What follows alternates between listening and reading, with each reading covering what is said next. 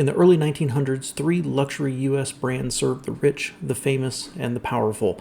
Known as the three Ps, they were Packard, Peerless, and Pierce Arrow. From humble beginnings to selling cars to royalty around the world, Pierce Arrow couldn't survive the Great Depression, and their stubborn refusal to offer more affordable cars and compromise on quality meant they disappeared in 1938. Never exactly styling leaders, but focusing on engineering, they left an indelible mark on the industry with several innovations that became standard in other cars, while also ending their story with one of the most influential car models in history. This is a far too brief history of Pierce Arrow. Welcome back to All Cars, y'all. I am John. The story of their early history varies based on the source, but one version is that Pierce Arrow started from humble beginnings in 1865 in Buffalo as a partnership between George N. Pierce and two others that made household items like bathtubs, tinware, toilet seats, and bird cages. In 1878, Pierce left to found the George N. Pierce and Company and make the same items, adding children's tricycles in 1988, and with the bicycle craze of the late 1800s, used their expertise to start producing bicycles. By 1895, dropped all other products to focus on bikes. At the time, they produced possibly the best bicycle available. It was state-of-the-art with front leaf springs, telescopic shock absorber, and shaft drive instead of a chain. They focused on exceptional quality and the belief that customers would pay for the best. Overman was originally a Massachusetts company that was the first American manufacturer of the safety bicycle, as well as the only factory that produced the whole bicycle.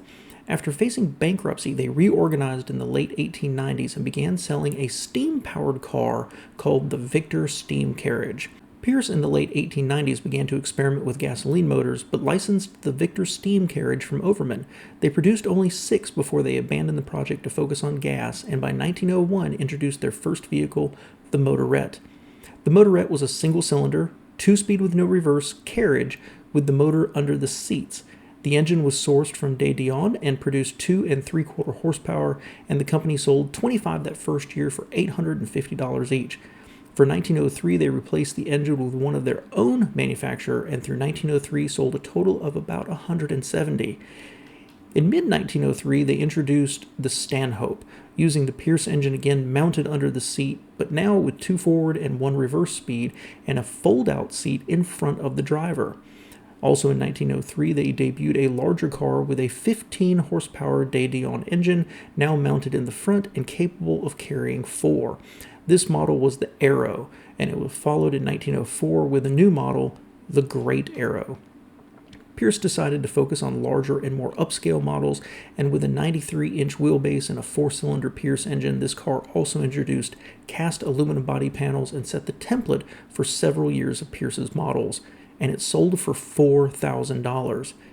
At this time, the Glidden Tour was being launched, with teams competing over multiple days in a test of endurance and reliability. The first race in 1905 had 33 cars competing over 1,100 miles and was won by Percy Pierce in a Great Arrow.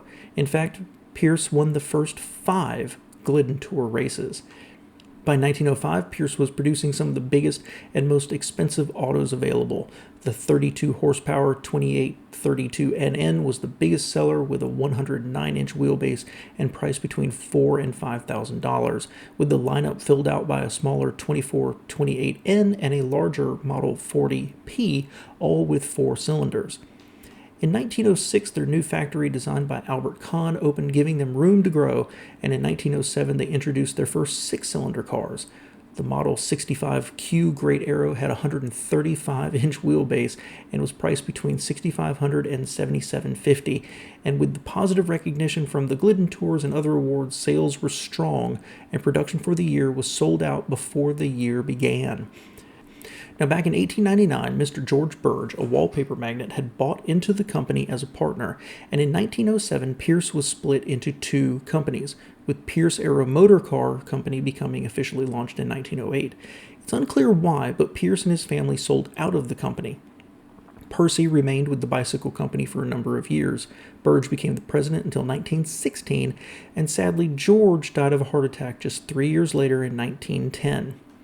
The prestige of the company grew after a victory in 1908 cross-country race and in 1909 when President Taft ordered two Pierce Arrows, which were the first official cars of the White House. The Pierce Arrow engines of the time started at 7.4 liters and went up to 11.7 liters, and later a 13.5 liter engine, making them the largest auto engine in any production car in the world.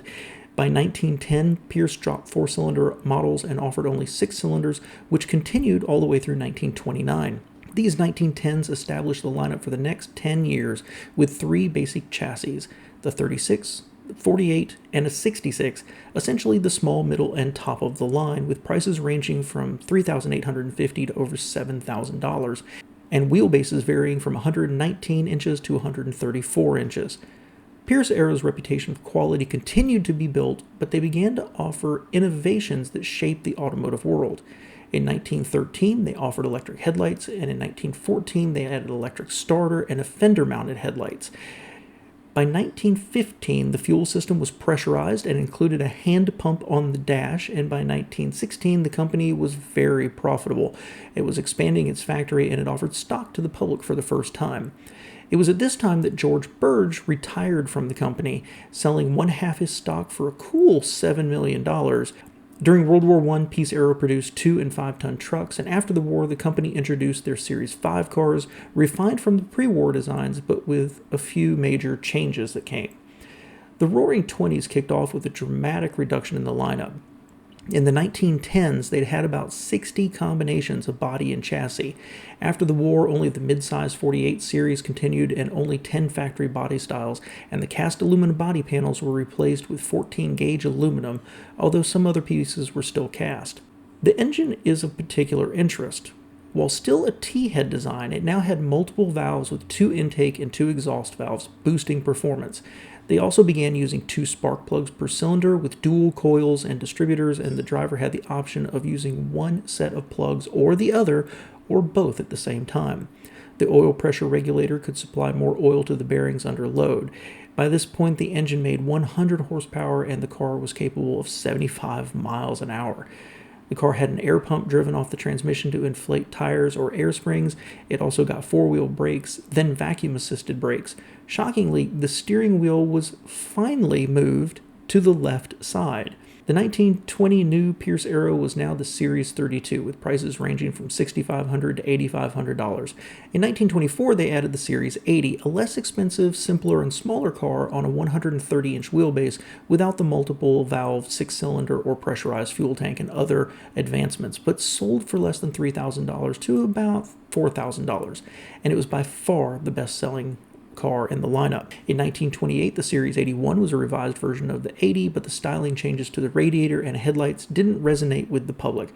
Embarrassingly, the company put the Pierce family crest on the radiator, but had to remove it by 1929 when they were informed it was for the wrong Pierce family. Critically, in 1928, a controlling interest in Pierce Arrow was bought by Studebaker for $2 million. Although the two companies kept separate engineering and manufacturing, but Pierce gained the use of Studebaker's dealership network for distribution. Finally, financially sound and partnered with a larger company, things were looking up. In 1929, Pierce retired their now venerable 6-cylinder and replaced it with a 6-liter straight 8 in a new Studebaker-designed 8 model. These were sales record years, with Pierce selling 9,700 in 1929, while sales fell in 1930 to just under 6,800. That was still the second best-selling year in their history. Attempts were made to modernize the factory to better compete with offerings from Lincoln, Cadillac, and Chrysler, whose mass assembly had begun to approach the level of Pierce's handcrafted cars. Unfortunately, the multi-floor plant was unsuitable to copy the assembly lines effectively and efficiently. Studebaker also designed a new side-valve V12 to compete with Packard and introduced it in 1932. The Great Depression began to bite, and as I mentioned in my Studebaker video, they rashly continued to pay large dividends out of cash reserves, even with declining sales, and partner Studebaker itself entered receivership in 1933. Sales at Pierce were only 2,692 units in 1932, and they lost $3 million. As one last swan song in 1933, they introduced the radically flowing Silver Arrow with a V12 at the New York Auto Show in a nearly last-ditch attempt to reach the wealthy with the slogan, "Suddenly, it's 1940." With no running boards, recessed door handles, headlamps in the fenders, and an all-steel body, and the twin spare tires hidden in cabinets behind the front wheels, it looked like the future.